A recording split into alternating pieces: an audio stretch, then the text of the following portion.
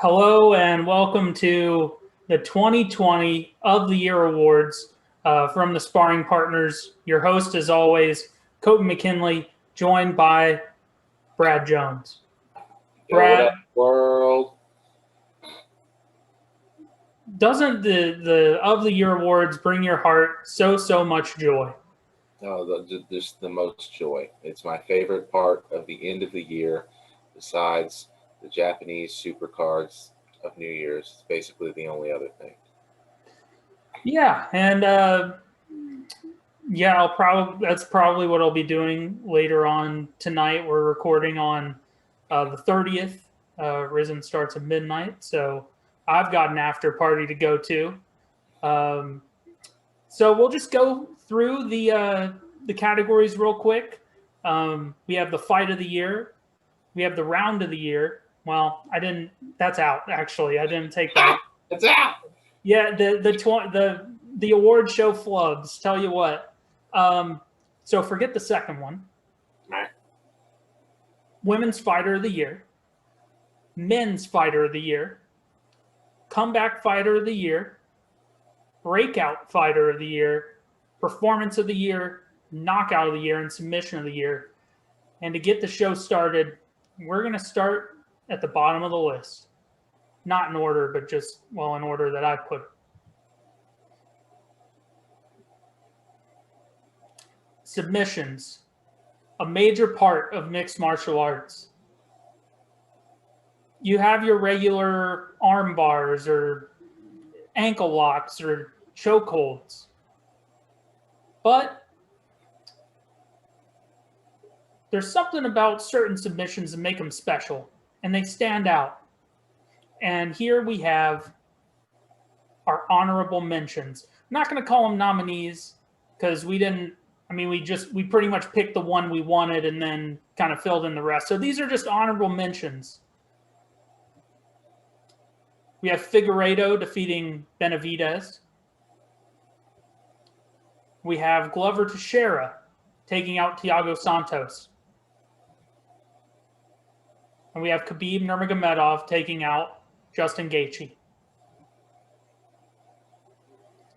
And here we have our submission of the year. Aljamain Sterling defeating Corey Sandhagen in round 1. Under 90 seconds. Brad, tell me a little bit about this submission and why you think we chose it. Yeah, boy, that submission was a banger.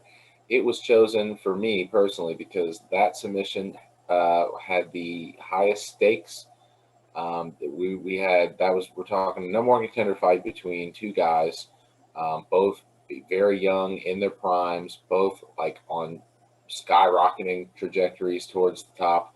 They match up in a number one contender fight, and Aljo just cuts straight through him. And he takes him down and literally chokes him out in under a minute and 30 seconds. And it's insane. Sandhagen comes right back after that and obliterates Marias in a great performance to reestablish himself as the next person up after Aljamain. But yeah, incredibly high-level fight, high-level submission. The ease at which he was able to do that to Sandhagen was crazy. It was a truly incredible submission. Yeah, and I think what makes it so special is that it proved a point, and it announced Aljamain Sterling, and you'll see that a lot on this award show. Is that a lot of times those performances that are special are the ones that let us know that a guy, maybe what we thought about them is outdated.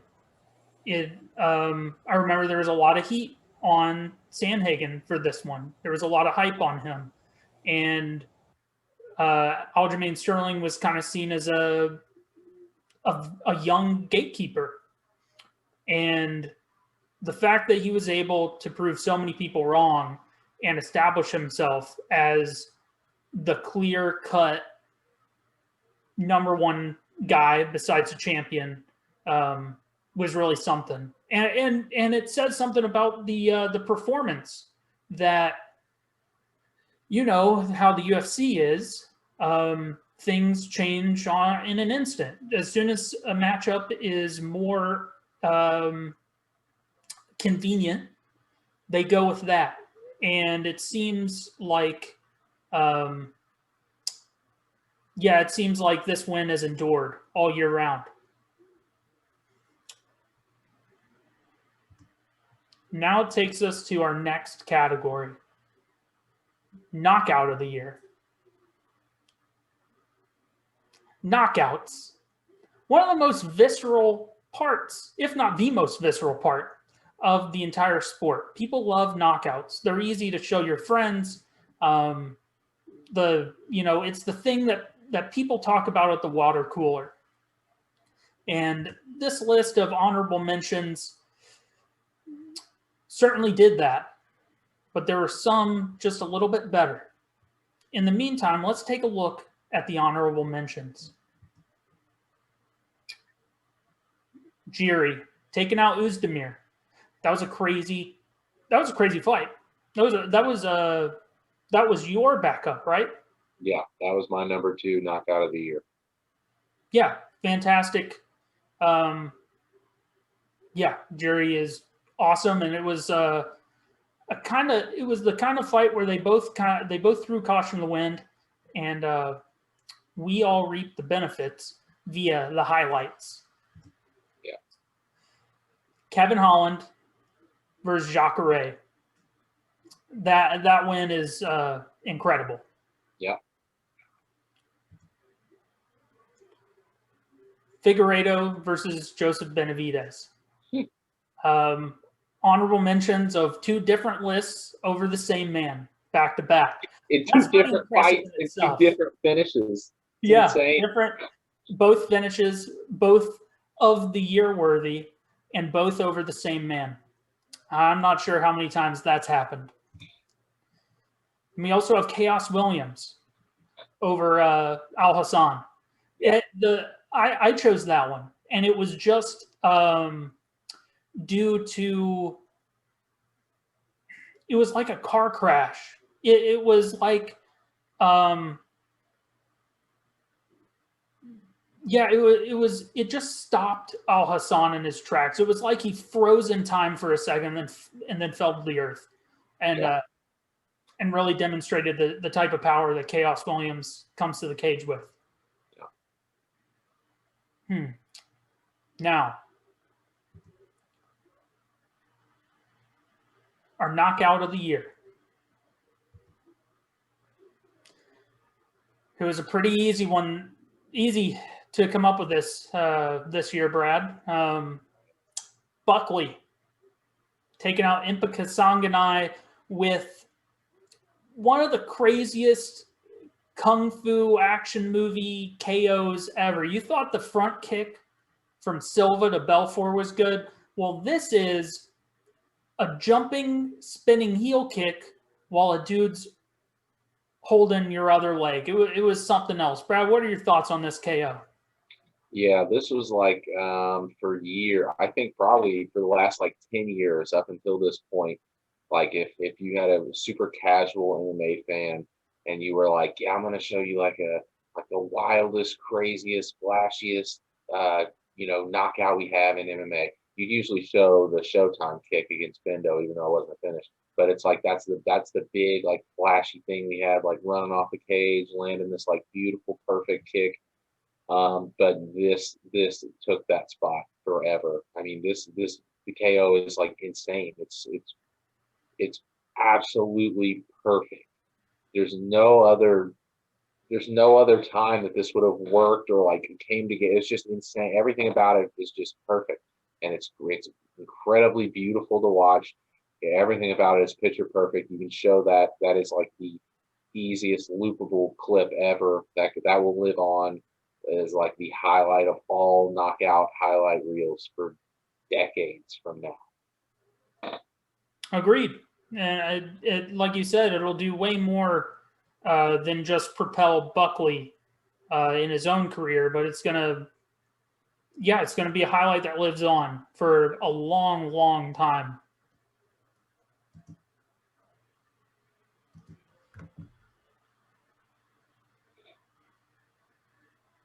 Performance of the year. There's a lot of things that could make a performance of the year. It could be a comeback. It could be proving the doubters wrong in an underdog win. It could also be a further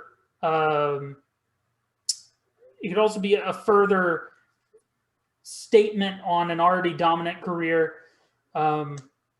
And here are the honorable mentions for this year. Conor McGregor versus Cowboy Cerrone at UFC 246.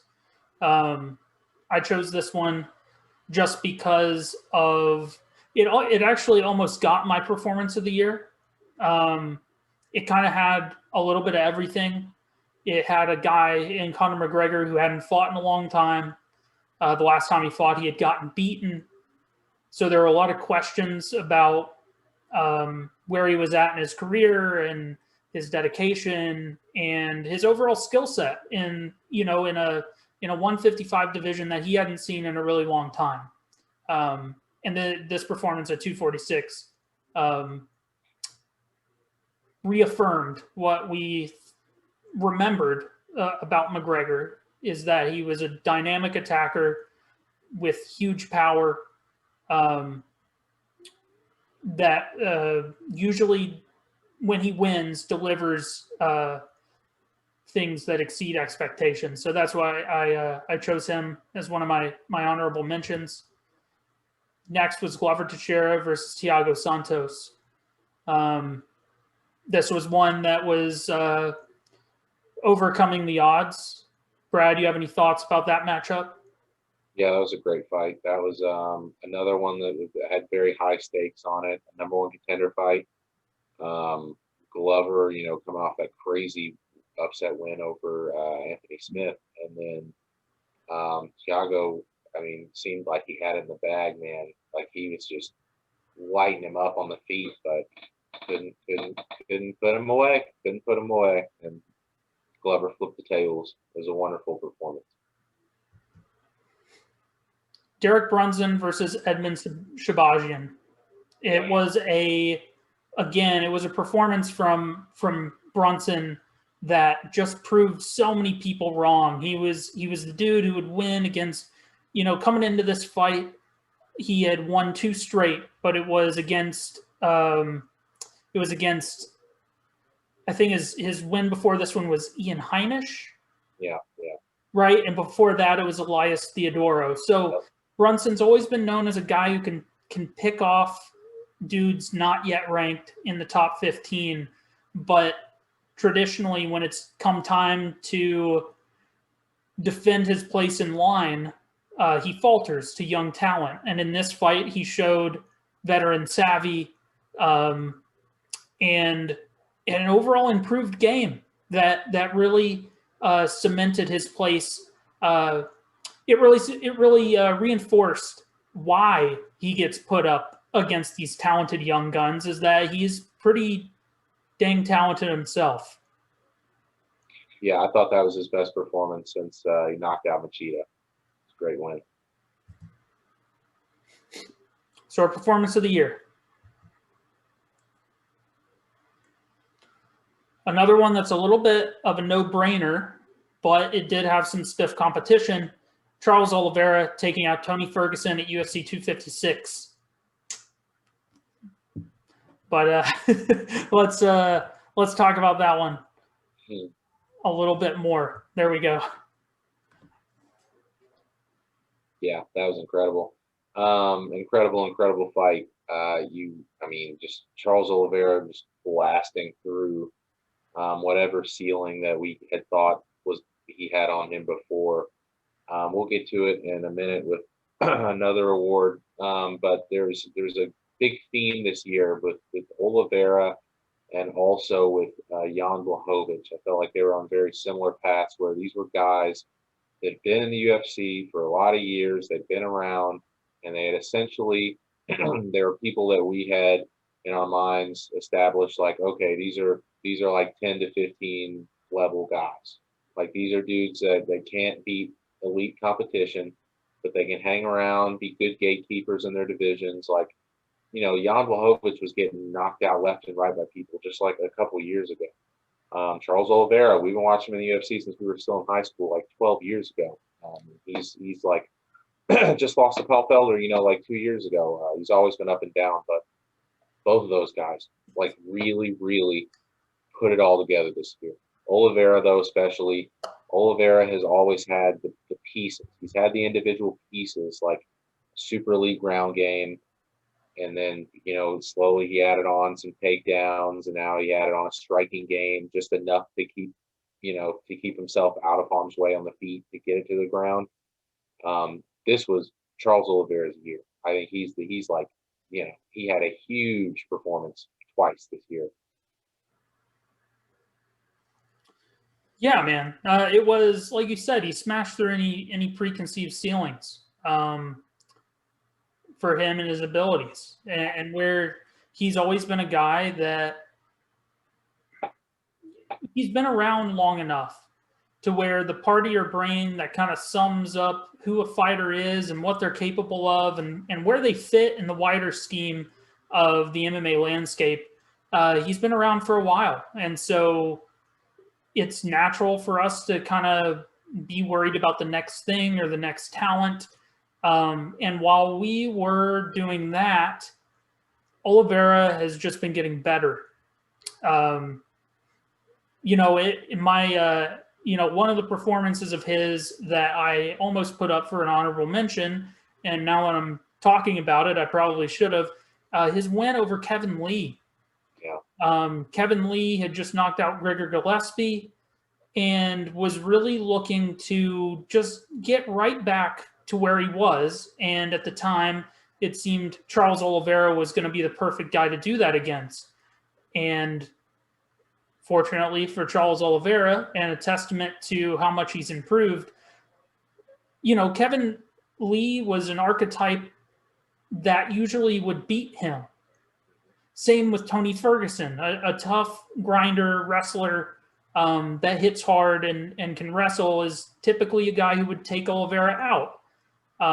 But the new Oliveira not only does not get dominated by people like that, he dominates people like that. And that's why he got Performance of the Year. Yeah. And now we actually move on to Breakthrough of the Year. And really quick, there we go.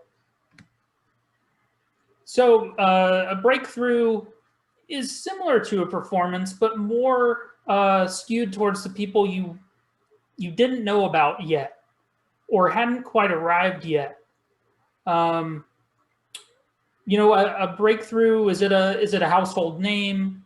Is it you become a real to the OGs and the hardcores? I guess it could mean either. But here are some honorable mentions, kind of to give you an idea of what we're talking about. We had Zhao Nanyan. After she beat Kovalevich, and then she beat Claudia Gadelha. And I think that she has become, in 2020, a real factor in her division, and one that people really just this year have started to kind of take a look at. Jan Blachowicz. Brad, this might be one that we each had. Did you have him as one of your honorable mentions? Yep. For those reasons previously expressed, this was a year. I mean, Jan Blachowicz, like coming into this year, was coming off of getting knocked out by Thiago Santos. His career was certainly not on trajectory to even fight for a title. Then he comes in this year, knocks out Corey Anderson, sets himself up for a big fight, fights for the belt. It gets a crazy knockout win over old boy, and now all of a sudden he's a champion. He went from like a presumed gatekeeper to a champion this year in John Jones's division of all places. So yeah, big breakthrough year for Jan Blachowicz. Totally agree. Amanda Ribas. I had her as a breakthrough fighter. Her last win was over Paige Van Zant. Sent her back into the BKFC. Yeah, man, she's super marketable. She's really good, and I think the future is bright for Amanda Ribas. Yep, I agree. I will speak more about her later. And then Joaquin Buckley, with a knockout like he had, an award-winning knockout from the Sparring Partners, no less.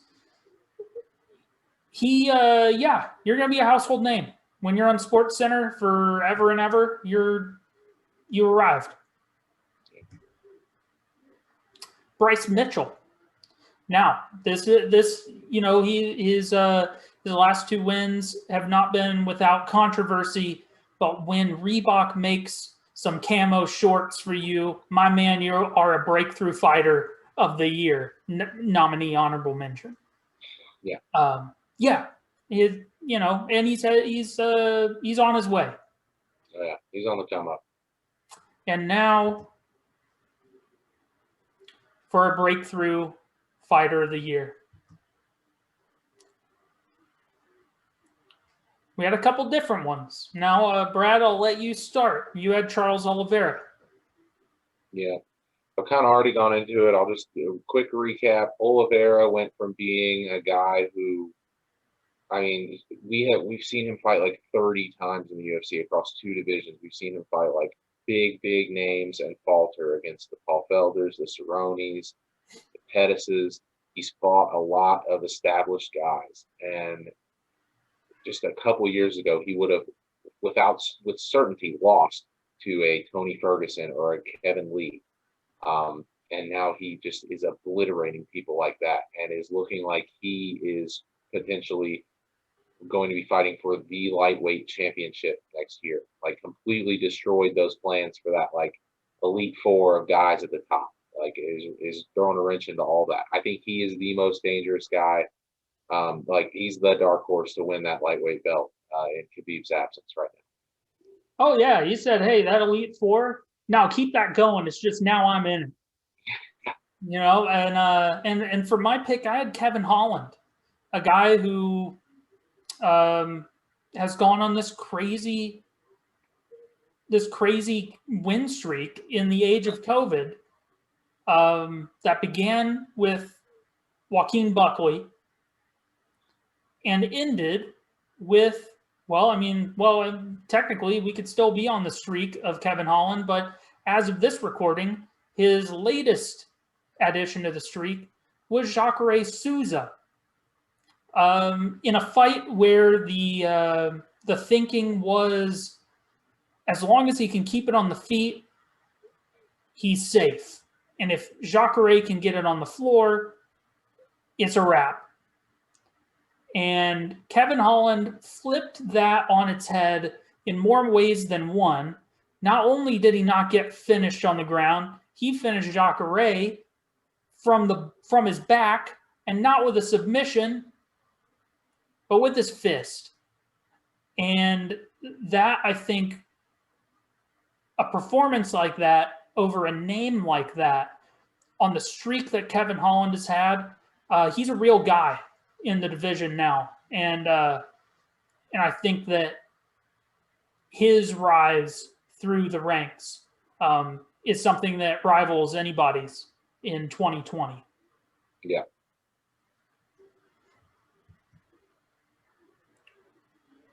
Comeback Fighter of the Year. Now, we've spoken about fighters who, ain't doing so great, essentially, in their career. We think we know who they are, and so far they've been just that. But there's certain fighters that can turn it around. Think Arlovsky in 2008 versus Arlovsky in like 2014. Fighters can turn it around. And also Arlovsky in 2020, but he's not an honorable mention. So here they are, honorable mentions for Comeback Fighter of the Year. Paul Felder. he was on my list. And even though he did not win his comeback fight, the performance he put on with no training was inspirational, powerful, and just dang cool. So he made it on my comeback fighters of the year. Brian Ortega. Brad, he was on your list. Yep, that was mine. Ortega out for 2 years essentially. Out with a lot of injuries, fights being canceled, coming off still that brutal loss to Max Holloway. Max fought 5 times since then. Brian Ortega, who was largely, I know, especially by me, written off going into this fight against the zombie who was fresh and was on a roll, had been staying active. Brian Ortega really impressed, came back in a big way and secured another title fight, which going into that would be weird to say that he had earned, that he would get a title fight, but it looks like that's what's going to happen. Yeah, man. I mean, when you come out of nowhere and show such improvement, he's so much different. He's such a different fighter than he was when he lost to Max. And a dude that now you look at his skill set, Ortega now would dust the Ortega who fought Max Holloway. So, yeah, comeback fighter of the year, Brian Ortega, man. Bobby Green. Bobby Green left MMA in 2019 off 2 straight. Now he lost his most recent to Thiago Moises. I personally did not think he lost to Thiago Moises. And if he had not, that would have been 4 straight since he came back in 2020. Bobby Green has always been a little bit of a guy. His mindset is key. Whichever mind frame he's in usually predicts how he's going to fight. And the mindset he's been in lately is the best he's ever looked. He puts it all together and he shows true veteranship. And to see him back in 2020 and have the performances that he did, it was a no-brainer to put him on my honorable mentions list. Cub Swanson. That was an addition of mine as well. To come back from knee surgery and again, not only win, but win in a fashion that's in line with vintage Cub Swanson, in a fight that's vintage Cub Swanson after a catastrophic knee injury. Again, just like Paul Felder, inspirational and powerful. What did you think about Cub Swanson? Yeah, it was great. I love Cub. He's definitely towards the end of his career, but it was great to see him come back and get a good win like that. Carla Esparza. There were a lot of fighters this year that as I kept looking, I kept finding more people that really deserve a shout out. Carla Esparza, 2 straight. Who'd have thunk Carla Esparza? I mean, honestly, there was a time, probably last year, that I didn't think Carla Esparza would be in the UFC very much longer. Yeah. And she's putting it together. So now, comeback fighter of the year, another no-brainer, Glover Teixeira.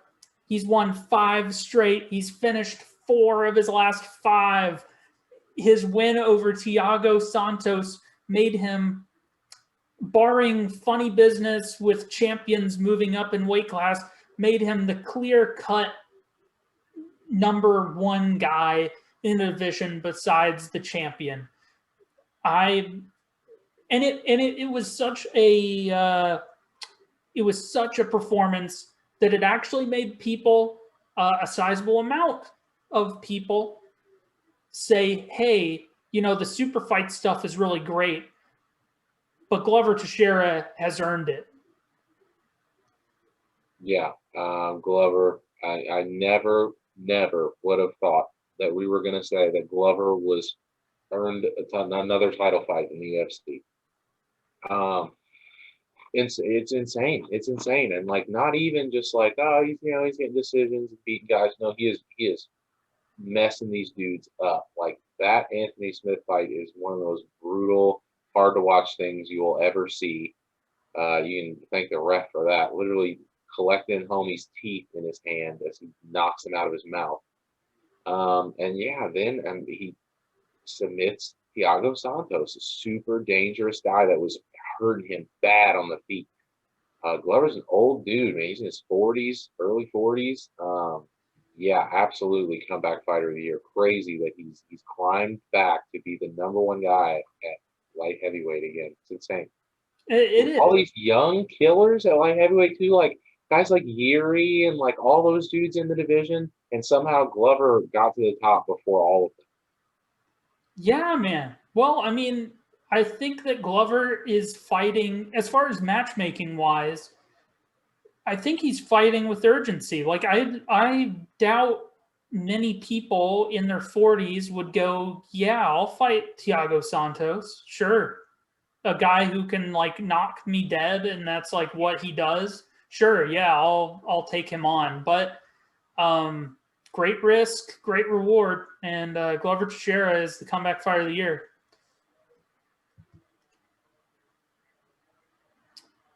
Men's fighter of the year. Now, all of the things we talked about coming into this could make a fighter of the year. It could be a breakout star. It could be a returning hero. It could be a dude on the comeback trail. Here are some of the honorable mentions of men's fighter of the year. Jan Blachowicz, Glover Teixeira, Davison Figueiredo,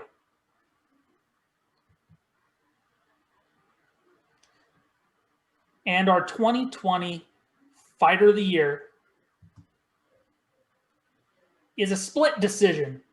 Brad, you have Kevin Holland. Explain yourself.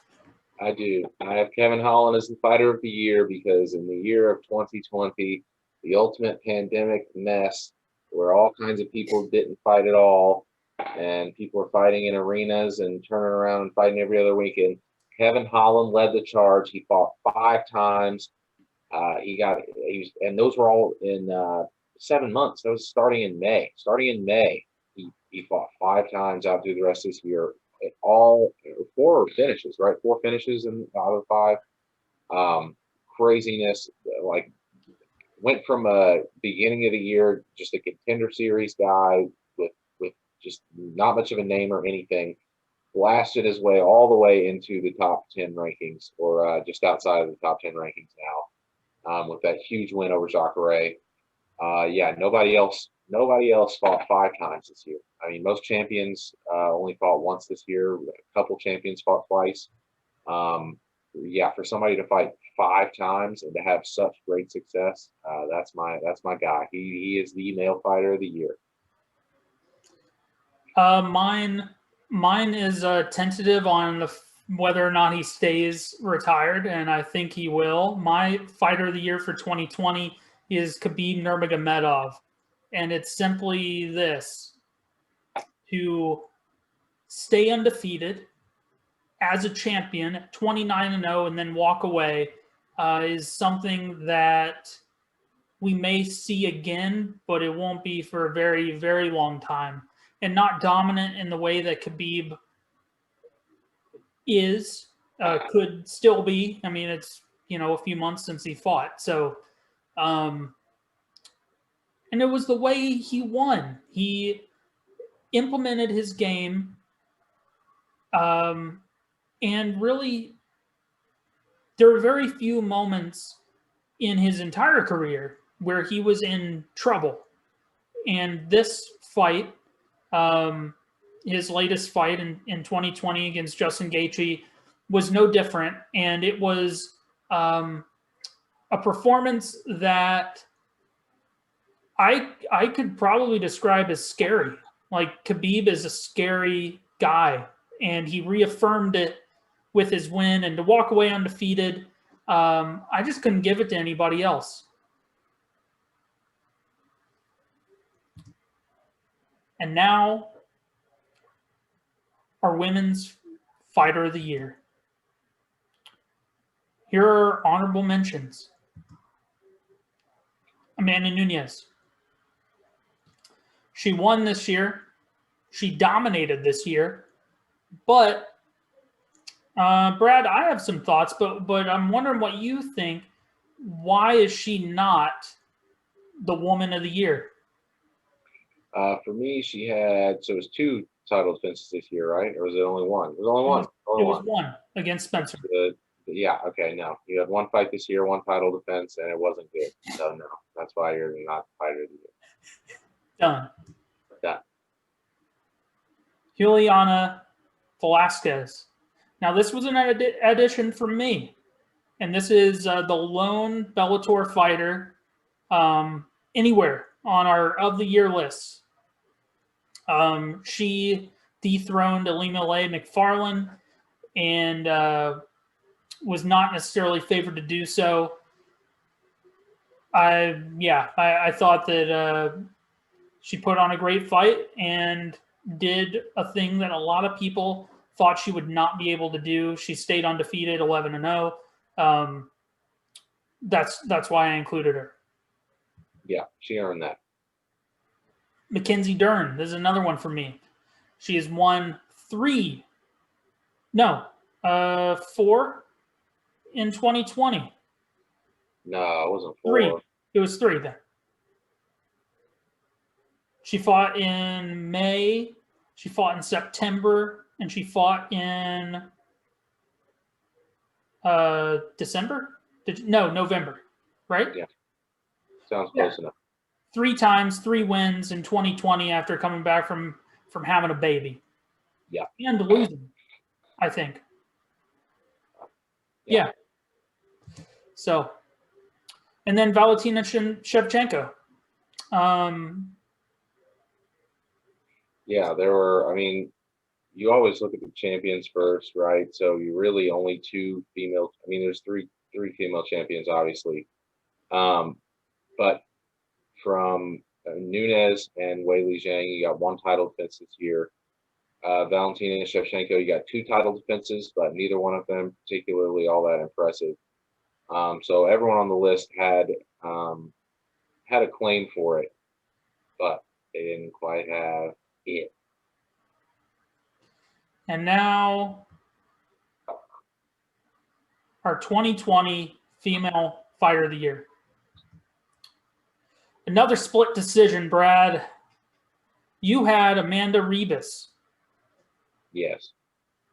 Now, I had Amanda Ribas because while she only had 2 fights this year, much like Valentina Shevchenko did, while Shevchenko's 2 wins were kind of bland and unimpressive, Amanda Ribas' 2 wins were incredibly savage and super impressive and have put her on a trajectory to do huge things in the division. She looks like a complete savage. I have high expectations for Amanda Ribas. Took out Dern and PVZ very brutally. She is lined up to do some big things in the next year. So she is my female fighter of the year. So mine, I see where you're coming from, and I actually I looked through, I watched her fights. Yeah, she is marketable, talented, and vicious. A very good combination for the sport. I went with Weili Zhang. Simply put, she had arguably the best fight of any champion in 2020 in defending her belt. It's one thing to come in as a challenger, have a crazy brawl happen, you survive it, and you turn out, you win through your toughness. But it's another thing to defend it that way. And I just was blown away by her fight. And in a year where the other, also dominant, still dominant, but the other female champions kind of you don't want to penalize them for being too dominant, but in a way I felt like the other female champions' performances were almost resting on their laurels. They know how to do what they need to do to win, and Weili Zhang is still out there getting it. She wants to get it. And yeah, as a champion, to fight that way and be willing to fight that way, I couldn't help but make her the 2020 Female Fighter of the Year. Yep.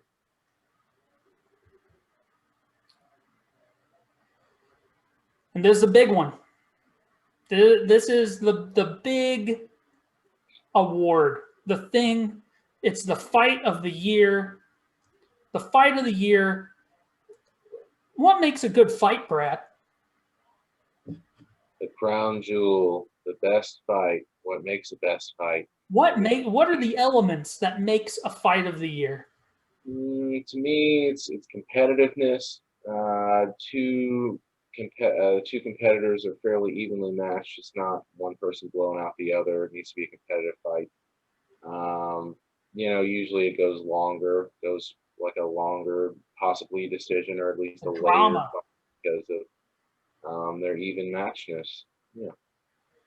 The drama, the stakes, the skills, the endurance, the heart, the determination. Here is some of our honorable mentions and a list of competitors that more than deserve the top spot, but they're not going to get the top spot. They're just honorable mentions. Figueiredo Moreno, UFC 256. We just saw this one. And if you guys are tuning in, and you should be, you already know how good we think this fight is. And if you don't, tune into last episode where we talked about this fight. And so Poirier Hooker, UFC Fight Night. Jones Reyes, 247. That one got left out of a lot of people, even like the conversation. Yeah. I feel like, oh my God, you guys are. I was also surprised to find out it took place this year. It feels like it took place forever ago. I know those events that happen in January and February where crowds were allowed feel like last year, because then there was that gap where everything closed down and then we came back with no crowds, and it's like those first couple events with crowds, you guys are last year. Yeah, I mean, might as well be, because that fight happened in February and it was awesome. Yeah. So Hermanson Vettori, what a fight! What a fight! And honestly, seeing this, I didn't go back and change any of them. But honestly, man, Vettori even had a claim for breakthrough fighter. Yep. Or performance of the year. Yep. And Hermanson too, man, to hang in there and go through that with Vettori. Dang, man. Yeah, that was a banger. Great fight. And our fight of the year. I wish I had included sound effects for this one, but I didn't feel like it. Another split decision, but two great ones. Brad, explain your pick. Weili Zhang versus Joanna is, in my opinion, the best female title fight we've ever seen.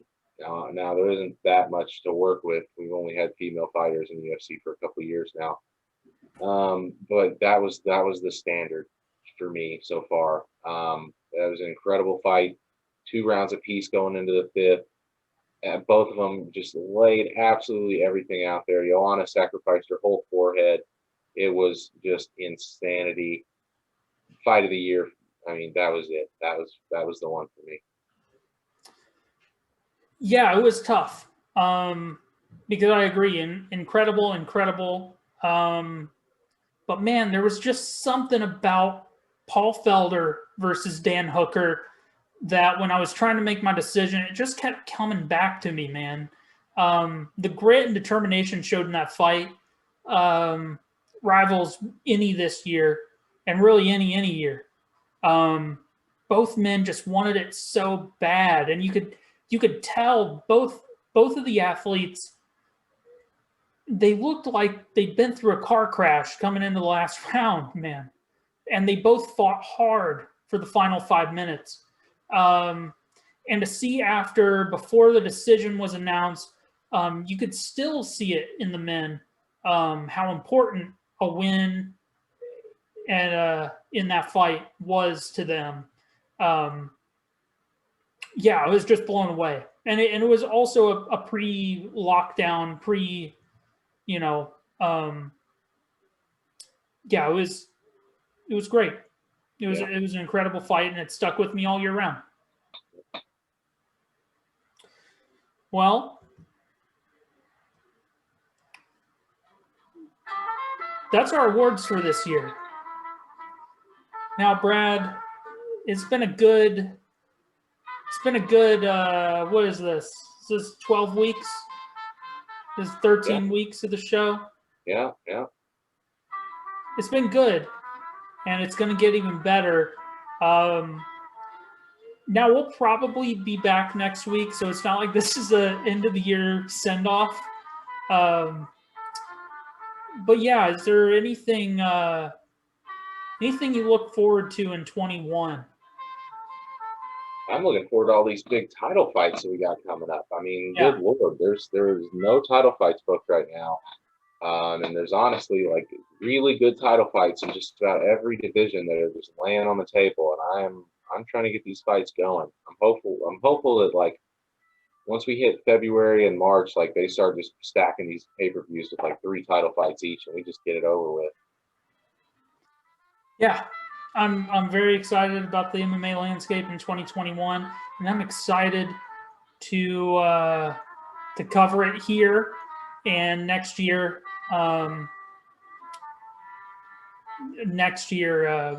have another award show. We'll do it bigger and better, and we'll also wear tuxedo T-shirts. Ooh, okay, level up. Yeah. Well, thank you very much for watching this year's of the Year awards. All the winners will be giving their $1 billion IOUs via fax. So if their management could get in touch with us, because I'm not going to reach out to pay a $1 billion IOU, but I'll pay a debt. I'll fulfill an invoice. Mm-hmm. So yeah, thank you for watching. My name's Coby McKinley. Brad Jones. Take it easy. Thank you all for watching this year. We will see you guys in 2021. Peace. Peace out.